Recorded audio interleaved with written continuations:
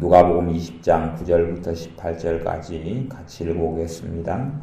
이 비유로 백성에게 말씀하시되 한 사람이 포도원을 만들어 농부들에게 새로 주고 타국에 가서 오래 있다가 때가 이름에 포도원 소출 얼마를 바치게 하려고 한 종을 농부들에게 보내니 농부들이 종을 심히 때리고 거저 보내었거늘 다시 다른 종을 보내니 그도 심히 때리고 능욕하고 거저 보내었거늘 다시 세 번째 종을 보내니 이도 상하게 하고 내어 쫓은지라 포도원 주인이 가로되 어찌할꼬 내 사랑하는 아들을 보내리니 저희가 혹 그는 공경하리라 하였더니 농부들이 그를 보고 서로 의논하여 가로되 이는 상속자니 죽이고 그 유업을 우리의 것으로 만들자 하고 포도원 밖에 내어 쫓아 죽였느니라. 그런즉 포도원 주인이 이 사람들을 어떻게 하겠느냐? 와서 그 농부들을 진멸하고 포도원을 다른 사람들에게 주리라 하시니 사람들이 듣고 가로되 그렇게 되지 말아할지이다 하거늘 저희를 보시며 가라사대 그러면 기록된 바 건축자들의 버린 돌이 모퉁이의 머릿돌이 되었느니라 함이 어찌미뇨 무릇 이 돌 위에 떨어지는 자는 깨어지겠고 이 돌이 사람 위에 떨어지면 저를 가루로 만들어 흩으리라 하시니라. 아멘. 누가복음 20장에 주님께서 포도원의 비유로 말씀하셨는데 이 포도원의 비유는 인류 역사의 처음과 끝에 대한 이야기, 인류 역사에 흘러왔던 사람들이 하나님을 배신하고 떠났고 또한 어떻게 하나님이 보내신 독생자 그 아들을 죽이고 또한 어떻게 종말에 하나님께서 심판하실지에 대한 간략한 것에 대하여 주님께서 포도원의 비유로 말씀하셨습니다. 한 사람이 포도원을 만들어 농부들에게 새로 주고 타국에 가서 오래 있다가 비유는 어떤 특정한 메시지를 전달하려고 사용하시는 거기 때문에 일일이 사람들의 생각대로 한 단어 한 단어의 의미에 너무 주목하게 된다면 알레고리적인 해석을 할 수밖에 없게 되는 대목이 있어서 비유를 말씀하신 핵심적인 부분에 주목을 할 때에 비유에 대한 틀리지 않는 바른 해석 속에 들 수 있게 되는 것을 우리는 기억해야 됩니다. 한 사람이 포도원을 만들었다. 이건 비유로 하시는 이야기이기 때문에 이 한 사람은 당연히 전능하신 창조주 하나님 아버지라는 것을 우리는 다 상식적으로 이해하고 알고 있습니다. 사람이 예대로만 이야기한다 해도 한 사람이 포도원을 만들어서 농부들에게 새로 주고 타국에 가서 오래 있었다. 그렇게 이야기합니다. 이 포도원에 농부들에게 새로 주었다는 이야기는 당시의 시대 상황을 따져놓고 본다면 당시에는 먹고 살 것이 아주 드물었던 시대고 또한 일자리가 너무나 적었고 드물었던 시대여서 하루에 두 끼니 먹기도 어려웠던 시대에 속한 때에 한 사람이 포도원을 만들어 놓고 그 포도원에 일만 시켜줘도 감지덕지한데 농부들에게 새로 주고 타국으로 가서 오래 있었다 그럽니다. 얼마나 큰 은혜를 농부들에게 이 포도원을 만든 포도원 주인이 베풀었는지 우리가 생각해 볼 수 있습니다. 때가 이름에 포도원 소출 얼마를 바치게 하려고 참으로 정당한 것이죠. 정당하게 포도원을 만들고 포도원 주인이기 때문에 그 농부들에게 소출 얼마를 바치라고 하는 것은 참으로 정당한 요구입니다.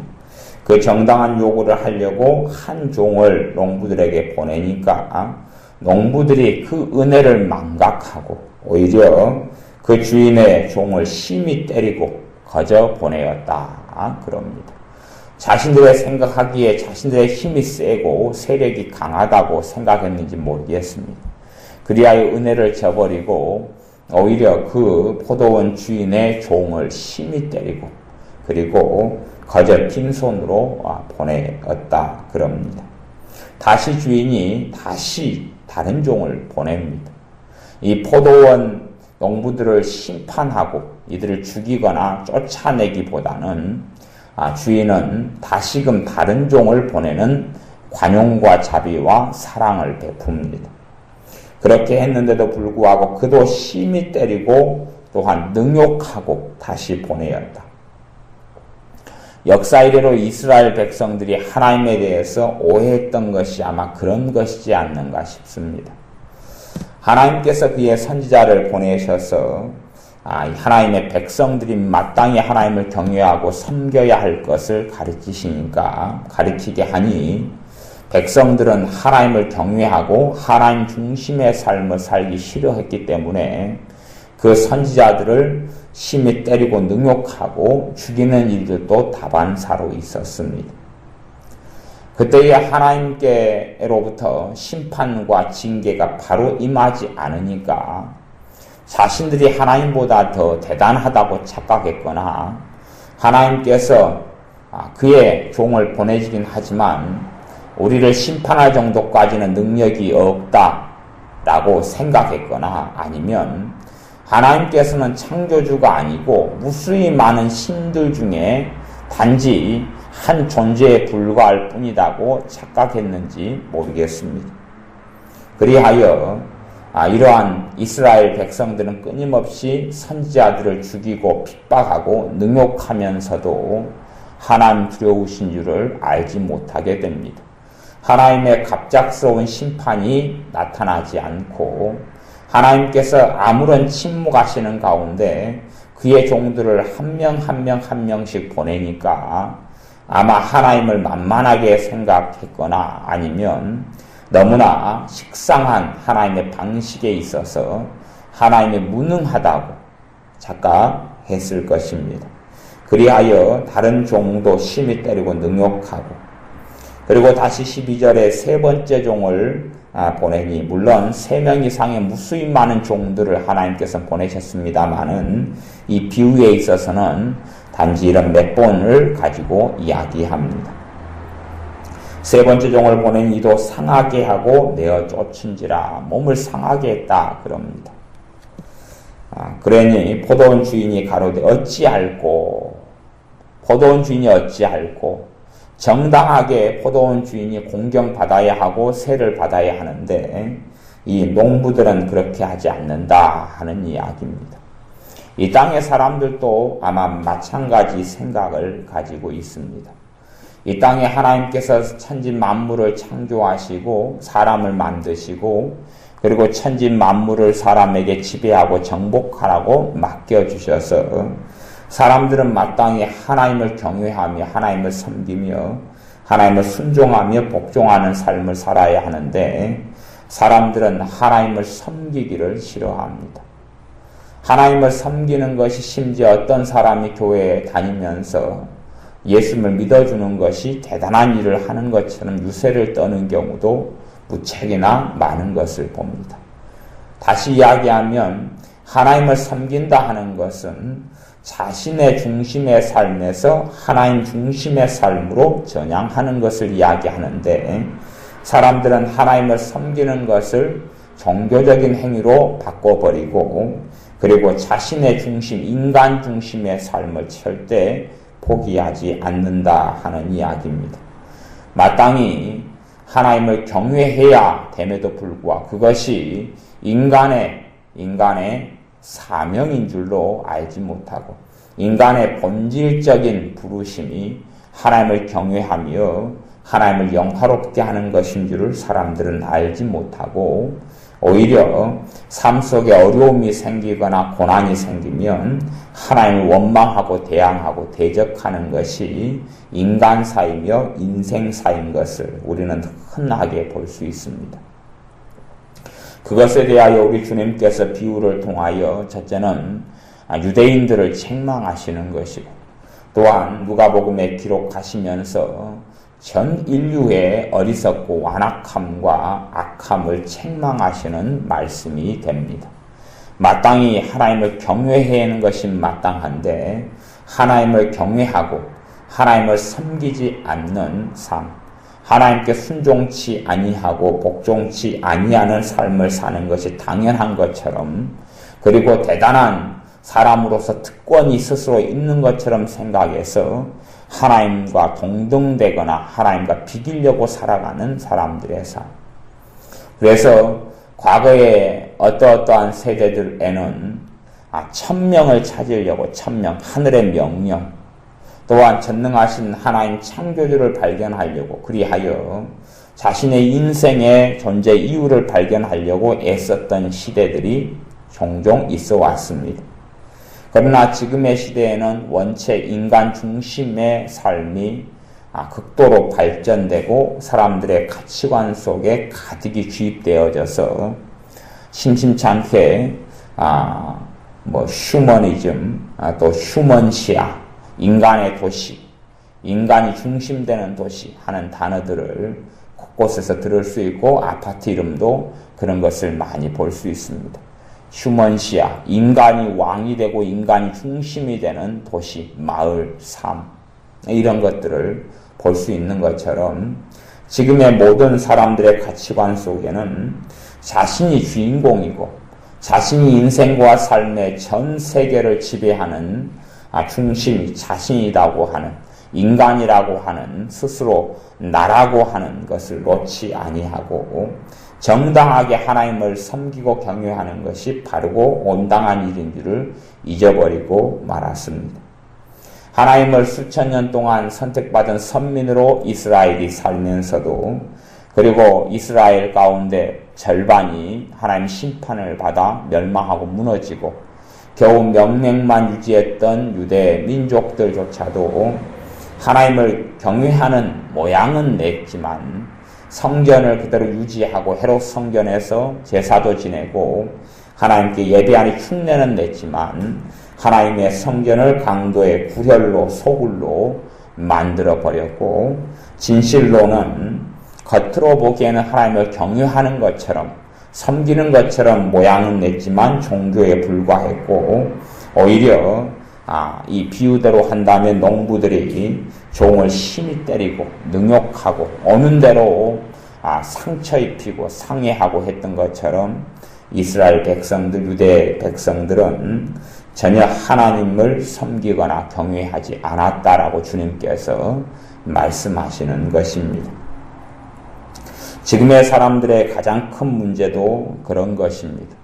사람의 본래적인 자리가, 사람의 본분이 하나님을 섬기는 것이 사람의 본분인 것을 알지 못한다 하는 것입니다. 하나님을 위하여 사람이 존재하느냐, 사람을 위하여 하나님이 존재하느냐, 그럴 때의 사람들의 대답은 나를 위하여 하나님이 존재한다 하는 가치관이 된다 하는 이야기입니다.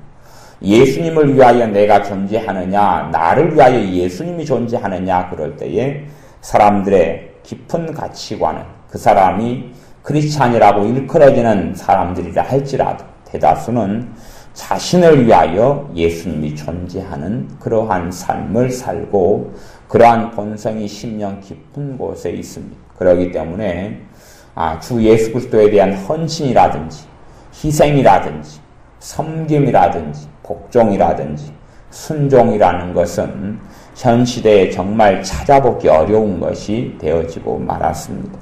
왜 현 시대 역사 속에 은사가 많이 나타나는 것처럼 보여도 대단한 기름 부음으로 성령의 은사들이 그렇게 역사하지는 아니하고, 또한 성령의 세례가 그렇게 강력하게 역사하지 아니하는 이유가 무엇인고 하니, 인간 중심의 삶 속에 교회가 더 깊이 들어가 버렸고 신자들이 인간 중심, 자기의 중심적인 삶 속에 더 깊이 들어가 버렸기 때문에 그렇습니다. 그리하여 누가복음 19장에 보면 문화 비유에서 한 문화 받은 어떤 한 종이 주인에 대하여 누가복음 19장 22절에 하는 이야기가 사람들의 생각과 삶을 주도하는 이야기가 되어집니다.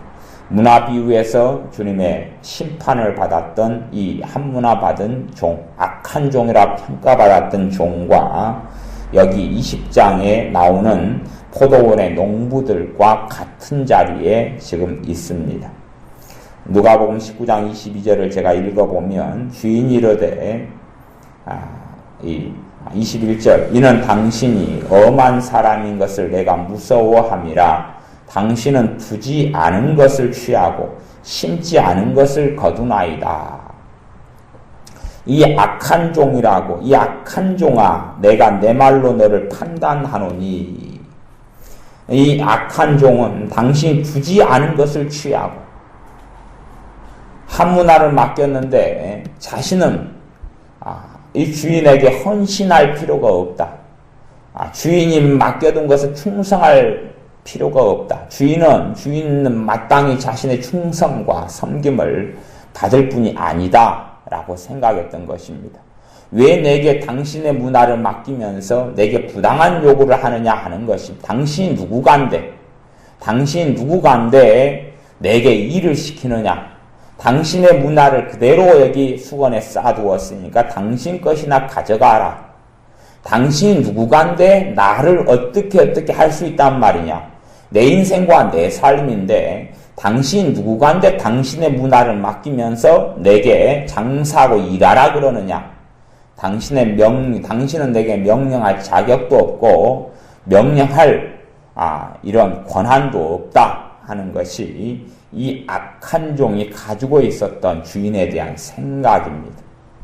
그래서 포도원의 농부들과 같다 하는 이야기입니다.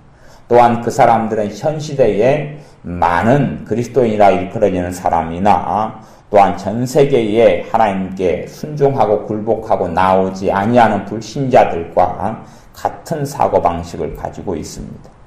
하나님이 누구간데 내가 하나님을 섬겨야 하느냐? 하나님이 누구간데 하나님이 내게 도대체 무엇을 해 주셨간데 내가 하나님께 순종해야 되느냐? 예수님이 도대체 누구간데 내가 예수님을 주인으로 섬겨야 되느냐? 하는 것을 사람들이 가지고 있습니다. 그래서 어떠한 극단적인 절망에 처해 있지 않는 한은 특별한 계기가 되지 않는 한은 전능하신 하나님께 회개하고 나아오지를 않습니다. 왜? 지금은 이제 복음이 계속하여 전하고 전한다 할지라도 대부분의 사람들은 주님께 나오지 않을 것입니다. 아마 어떻게 하면 교회의 숫자는 더 채울 수 있냐 하면 하나의 종교로 전락을 시키면 교회의 숫자는 채울 수가 있습니다. 종교로 전락을 시켜주면 불교처럼 그렇게 전락을 시켜주어서 너를 위하여 믿는 것이다. 이렇게 해주고 믿음 생활하면 너가 건강하고 믿음 생활하면 당신이 복받고 믿음 생활하면 당신이 평안하고 믿음 생활하면 당신의 자녀들이 잘 되고 그렇게 이제 일반적인 종교가 추구하는 것으로 교회를 가꾸어 주어서 그렇게 이야기해 주면 종교 생활 이 귀신과 마귀가 뒤에 숨어 있는 불교나 이슬람교나 많은 이단들이나 그렇게 사람들이 심취하고 쫓아다니는 것처럼 그렇게 교회의 울타리 속에 세상 사람들이 더 들어오게 될 수는 있을 것입니다. 하지만 교회 안에 들어와서 같이 예배드리고 기도하는 모양을 낸다 해서 그들의 자기 중심적인 삶이 내려놔지지 않으면 그들은 살아계신 하나님을 배웁지 못하고 알지 못하게 됩니다. 지금의 교회에 많은 신자라고 일컬어지는 사람들이 자기의 중심적인 삶을 내려놓지를 않습니다. 자신의 중심적인 삶을 내려놓지 않는 사람들을 가만히 보면 두 종류로 나눠진다 할 수 있습니다. 한 종류의 사람은 초신자, 영적 어린아이로서 자기 중심적인 삶을 못 내려놓는 사람이 있고 그리고 또 한 종류의 사람은 불신자, 자기를 섬기지 하나님을 섬기지 않는 사람. 물론 입으로는 주여 주여 하고 하나님 아버지 그렇게 기도하지만 자신이 인생의 삶의 주인이 되어져서 진실로는 불신자인 사람, 대신에 모양은 비슷하게 나타날 수 있어서 구분점이 어려운 점이 있지만 어찌됐든 이러한 영적 어린아이들은 언제든지 조금 주님을 믿는 것처럼 했다가 어려움과 환란이 닥치면 돌짝밭에 심겨진 천국 복음의 씨처럼 햇빛이 비추면 뿌리가 없어서 말라서 죽어버리고, 아니면 가시덤 불에 뿌려진 천국 복음의 씨앗처럼 이 세상의 염려와 재력의 유혹이 결실하는 걸 막아서 결국 결실하지 못하는 그러한 사람들이 되고 맙니다. 우리의 삶 속에 항상 믿음과 신앙의 본질이라는 것이 무엇인지 하는 것을 누가복음 20장의 주님의 비유를 통해서, 또한 19장의 문화 비유를 통해서 알아야 합니다. 전능하신 하나님을 내 인생과 삶의 중심으로 놓고 섬기는 것이 하나님을 섬기는 믿음과 신앙의 본질이라는 것, 하나님 중심의 삶을 사는 것이 본질이라는 것. 그런 의미에서 요즘에 퇴색되고 사라져버린 두 단어를 이야기하자면 신자들이 거부감을 무척이나 느끼는 두 단어가 있는데 그것은 순종이나 복종이란 단어입니다. 하나님께 복종해라. 그러면 나는 자유민주주의 국가에 태어났는데 누가 나를 구속할 수 있단 말이냐? 누가 내 자유를 억압할 수 있단 말이냐? 나는 내 자유롭게 나는 살 권한이 있다. 내 자유롭게 나는 살겠다. 그렇게 사람들은 외치는 것입니다. 하나님께서 내게 어떤 것을 말씀을 통하 요구하시더라도 내 뜻에 맞으면 내가 호응해주고 내 뜻에 맞지 않으면 나는 호응해주지 않겠다 하는 심정이 사람들에게는 굉장히 많습니다. 그리하여 어떤 사람이 어떤 교회에서 신앙생활 하다가 그 교회를 떠나고 싶어 해요. 떠나고 싶어 하면 하나님의 뜻을 묻지를 않습니다. 그 교회를 떠나고 싶어 하는데 하나님께 괜히 물었다가 하나님이 너는 이 교회가 별로 좋은 교회는 아닌데, 좋은 목회자도 아닌데 너는 이 교회를 떠나지 말고 충성스럽게 빛과 소금으로 나를 섬겨라 하는 말씀을 들려준다면 얼마나 끔찍하고 무섭습니까? 하기 싫으니까. 그래서 하나님께 그렇게 묻거나 기도하기를 원치 않습니다. 지난번에 제게 상담을 했던 어떤 집사님 같은 경우도 자신이 신앙생활하는 교회에서 떠나고 싶어 합니다. 떠나고 싶어 하고 새로운 교회를 물색하고 있습니다. 대신에 그분에게 제가 그렇게 권면했습니다. 아무리 그 교회를 떠나고 싶어도 그래도 하나님께서 그 교회에 남으라 하시면 남겠습니다 하는 하나님께 순종과 복종의 마음을 가지고 하나님 인도를 구하며 기도를 하셔야 하나님 앞에 온전한 자세다. 하나님 이 교회를 떠나는 것이 하나님 뜻입니까? 남는 게 뜻입니까? 라고 기도는 반드시 하셔야 된다. 그래서 그 교회에 남아서 신앙생활 하는 것이 너무나 고통스러운 줄을 내가 이해하고 알지만 그런 마음을 가질 때에 하나님이 기뻐하신다. 대신에 내 개인적인 생각과 경험으로는 그렇게 힘든 교회에서 하나님께서 너는 그대로 남아서 충성해라 이런 말씀을 하시는 경우는 거의 보지 못했다. 그러니 그런 일은 없을 걸로 믿지만, 그러나 참된 하나님의 신자가, 하나님의 자녀가 가져야 될 마음 자세는 하나님께 대한 복종과 순종이기 때문에 내 뜻과 내 생각을, 내 고집을, 내 판단을 내려놓고 하나님께 아뢰는 것이 기본이다 하는 이야기를 한 적이 있습니다. 많은 신자들이 내가 하나님을 섬기는 것은 당연한 것인 줄을 알지를 못합니다.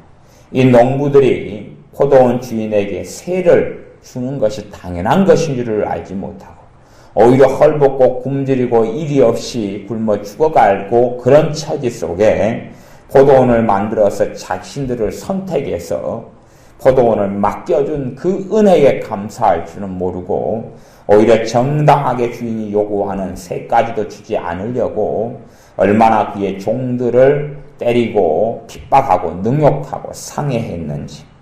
포도원 주인이 가로되 어찌할꼬 내 사랑하는 아들을 보내리니 저희가 혹 그는 공경하리라.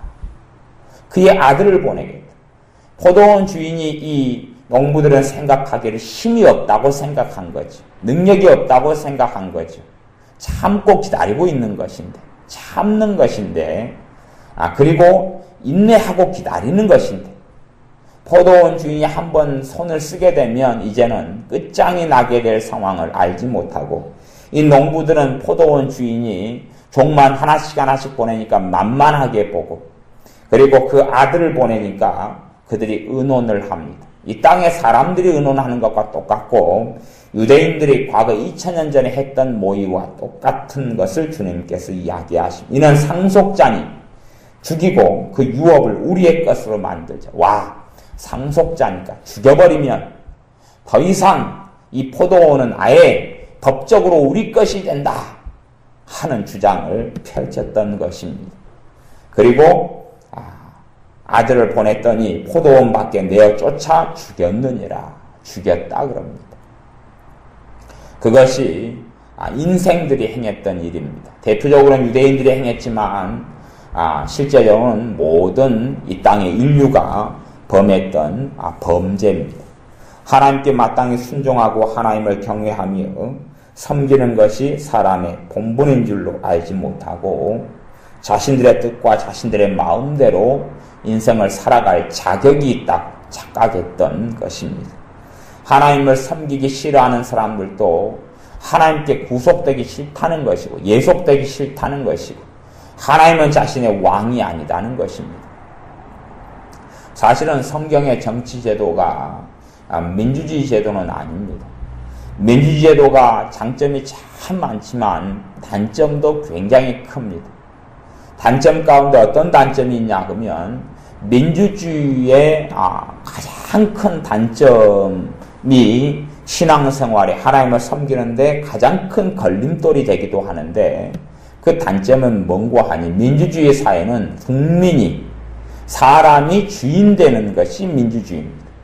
각 개인이 나라의 주인인 것. 그래서 민주주의 사회에 오래 길들이다 보면 자신이 그냥 다 각자 왕이 됩니다.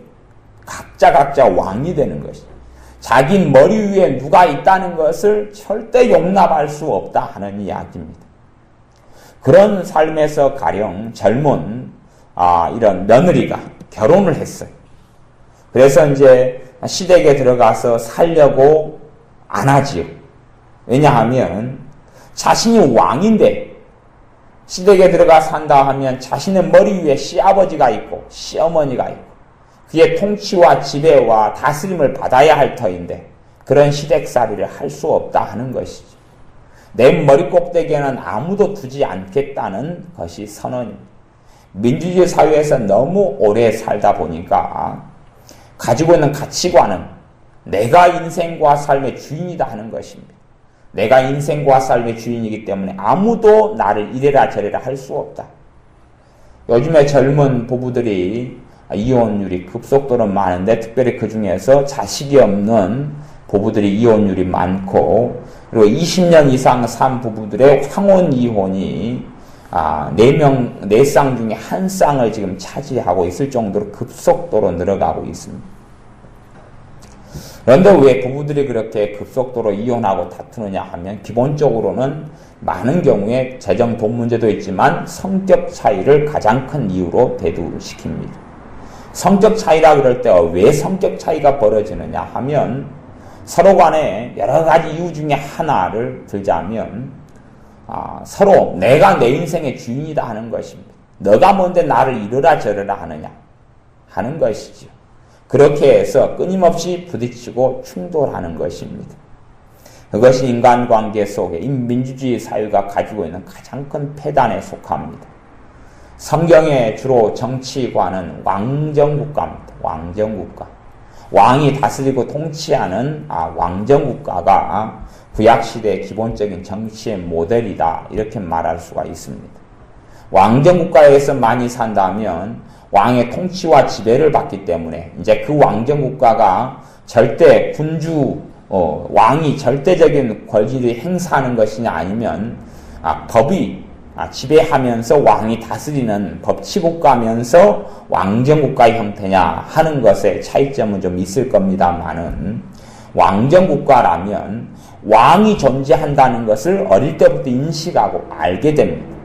그렇기 때문에 자신이 태어나면서부터 자신의 통치자가 있다는 것을 알게 된다 하는 것이죠. 자녀 교육에 있어서 핵심 중에 핵심은 뭐냐 그러면 자식과 부모가 유교 공자의 사상으로 이야기한다면 이 이제 부모와 자식 간에는 격차가 있다 하는 것을 깨닫게 해주는 것이 굉장히 자녀 교육에 있어서 중요한 것에 속합니다. 무슨 말이냐 하면 부모는 다스리는 자이고 자식은 순종하는 자이다 하는 것을 정확하게 깨닫게 하고 가르쳐 주는 것이 너무나 중요합니다. 민주주의 사회가 일수록 너무나 중요하지요. 자식을 주인공으로 키워버리고 자식을 가정에서 맘대로 행하는 자들로 키워버리면 그런 자녀가 성장하고 자라서 하나님께 순종하고 복종하기는 하늘의 별 따긴 만큼 어렵게 되고 종교 생활을 할 수 있을지 몰라도 참된 하나님의 백성으로 살지를 못합니다. 우리의 신자의 정체성은 여러 가지가 있는데 하나는 하나님의 자녀요, 또 하나는 하나님의 백성이다. 그런 말입니다. 하나님의 백성. 하나님의 아버지이시지만 또한 하나님 아버지의 통치를 받는 백성이다 하는 것입니다. 하나님의 백성. 그런데 사람들은 자신이 왕이요 주인이요 머리 위에 아무도 두지 않으려 하고 마귀가 하나님과 동등되려 했던 것처럼 사람들도 끊임없이 하나님과 동등되려 합니다. 그것이 사람들 사이에 뱃속에 깊이 심겨져 있는 사상이고 특별히 민주주의 사회일수록 그게 너무나 강합니다. 하나님과 동등되게 살아가려는 것. 하나님 뜻과 내 뜻이 맞으면 따르고 맞지 않으면 안 따르는 그러한 심리와 그러한 사고. 그래서 왕정국가라면 태어날 때부터 자기가 섬기고 충성해야 될 대상이 있다는 것을 알면서 자라가는데 민주주의 사회라도 부모가 자신보다 훨씬 높은 권위자인 것을 알고 순종해야 될 대상으로 부모를 알면 우리 주님께서도 사람의 몸을 입고 나셔서 요셉과 마리아에게 순종하여 섬기셨다라고 성경이 기록되어 있는데 자녀를 가리킬 때 부모에게 순종하는 것을 가리키지 않는 어리석은 부모들은 그 자녀가 전능하신 하나님께 순종하는 것을 보지 못하게 될 것입니다. 아무리 부모가 믿는 신자라 할지라도. 그래서 이 민주주의의 단점을 상쇄할 수 있는 부족함을 메울 수 있는 것이 부모가 자식에 대한 다스림과 순종을 요구하고 복종을 요구하고 통치를 해나갈 때에 그럴 때에 자식이 하나님에 대한 순종과 복종을 배울 준비가 된다 하는 것입니다. 그래서 순종하는 자식을 둔 사람이라야 하나님의 교회에서 이 장로나 감독이 될 수 있다라고 지도자가 될 수 있다라고 성경에 기록되어 있습니다. 순종하는 자식을 두어야 한다. 그것이 하나님이 일을 하는 자식을 둔 부모라면 성결 요건이다 하는 것입니다. 사람들이 이런 농부들처럼 하나님을 경외하고 하나님을 섬기는 것이 가장 중요하고 그것이 사람의 본분임을 배우지 못하고 이런 일을 행합니다. 많은 이제는 주인이 어느 때 되면 포도원 주인이 이 사람들을 어떻게 하겠느냐 와서 그 농부들을 진멸하고 포도원을 다른 사람들에게 주리라. 이야기하자면 그 농부들은 이스라엘 사람들입니다. 이스라엘 사람들이 어떻게 해요? 진멸하고 다른 사람들은 누구예요? 이방인들이죠. 이방인들에게 주리라 하는 것입니다. 유대인들을 진멸하고 이방인들에게 주리라 하는 것입니다. 사람들이 뭔가 알아들었던 것 같아요. 뭔가 알아들었어요. 그래서 사람들이 주님께 이야기합니다. 그렇게 되지 말아야 합니다. 말하지어다 그랬는데 옛날 말이죠. 그렇게 되지 말지어다 말아야 합니다. 그런 이야기예요. 그렇게 되면 안 됩니다. 진멸하면 안 됩니다. 다른 사람들에게 그 포도원을 주면 안 됩니다. 그러는 것이에요. 그러니까 사람들은요, 자신들의 잘못 행하고 잘못 살아왔던 회개하기보다는 자신의 기득권을 유지하기를 더 원하는 것이, 자신의 잘못을 돌이키고 뉘우치고 회개하기보다는 내가 누리고 살아왔던 것을 빼앗기지 않기를 더 원하지. 그래서 자신들을 돌아보기보다는 농부들을 진멸한다 그러니 그렇게 되면 안 됩니다. 막는 것이. 왜냐하면 자신들이 그 농부들의 이라는 사실을, 주님의 비유를 듣는 사람들이 어느 정도 알아먹었기 때문에 하는 이야기입니다. 그들이 농부들이 아니고 포도원을 다른 사람들에게 주리라 하는 그런 다른 사람들에 들어갔다면 아마 찬성했을 것입니다. 그렇게 되어야 됩니다. 그랬을 것인데, 역사이래로 자신의 조상들이 끊임없이 하나님이 보낸 선지자들을 죽이고 돌로 쳐서 죽이고 그리고 고통을 주고 능욕했다는 사실을 알고 있기 때문에, 자신들에 대한 이야기인 줄 알고 자신들이 그렇게 하나님을 경외하지 않고 배반하고 하나님을 떠나서 살아왔던 약한 농부들과 같은 자들이라는 것을 알고 진멸한다 할 때 그렇게 되지 말아야 합니다 라고 주장합니다. 그러나 주님께서는 그들이 그렇게 요청해도 그 요청과는 아무 상관없이 하나님의 다스림과 통치는 심판으로 나타난다고 말씀합니다. 20장 18절인데 무릇 이 돌 위에 떨어지는 자는 깨어지겠고, 이 돌이 모퉁이 돌인 예수 그리스도를 이야기합니다. 예수님을 통하여 심판이 나타난다 하는 것입니다. 예수님께서 장차 모든 사람을 심판하신다 하는 이야기입니다. 이 돌이 사람 위에 떨어지면 저를 가루로 만들어 흩으리라. 돌이 주님이죠. 주님께서 사람 위에 떨어지면 그 사람을 가루로 만들어서 흩어버리다.